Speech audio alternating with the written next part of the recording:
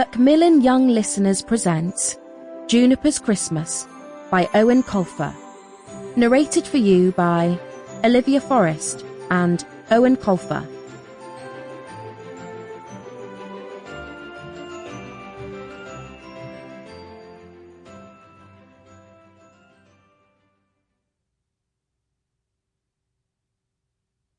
Prologue. I'm sure you know Santa's story. Everyone knows it. But since it's one of the greatest tragedies of all time, I shall summarise here before we move on to the story of a girl from London who would track Santa Claus down when he hid himself away from the world. It all started one Christmas past when young Nicholas Claus was getting a feel for his future job by working as a postman in North London. One lunchtime, Nicholas met a university student in Cedar Park who was volunteering at a local shelter and spoke so passionately about helping the homeless that Nicholas was utterly and immediately besotted. The young woman, Sarika, may not have been quite so quickly smitten, but she agreed to a first date, and then another, and then a third, by which time Sarika realised that she had found her true love. And so Nicholas Claus confessed his family secret, and when Sarika had finished her degree, they moved to the North Pole. There they tied the knot under what all the wedding guests agreed was the most magnificent aurora borealis in years. Young Nicholas eventually inherited his father's magical worksack and took over the family business. And they lived happily ever after. Not exactly ever after, but for a time. Nicholas made a most excellent Santa. He was a list man by nature, was as strong as a horse, had a way with animals, and liked cookies a little too much.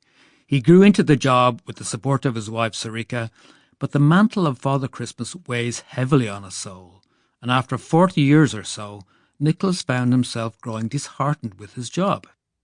Even though Christmas Eve flashes by in a single night for most people, for Nicholas, inside a bubble of Santa slow time, it went on for more than a year. So that made 40 years in all during which he did not see his beloved wife, and put on several kilos thanks to a diet of mince pies and cookies. His frustration was only increased by elf reports showing that more and more North Pole presents were being dumped every season while still in their wrapping paper. And then one year Sarika fell ill, very ill in fact, and there was nothing elfin doctors could do to save her with either tools or magic.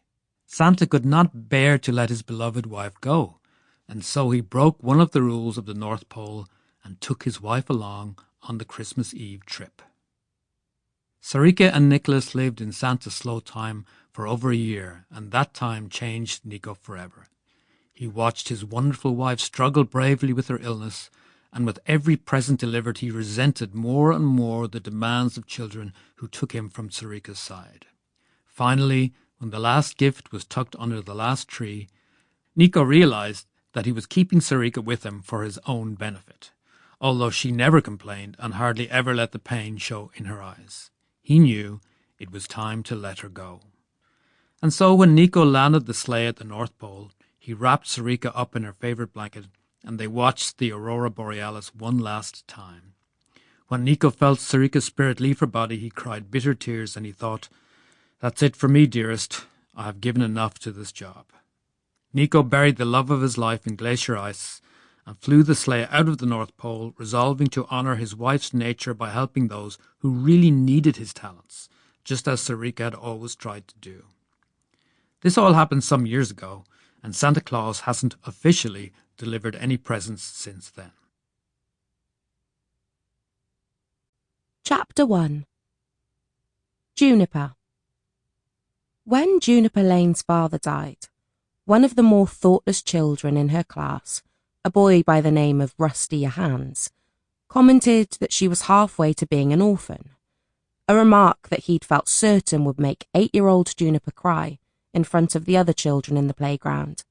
However, Juniper had fixed him with quite a piercing gaze and said, "I think you must be very unhappy to say that, Rusty. Is everything all right at home?" Her father had often said, "Mean words." Sample complete. Ready to continue?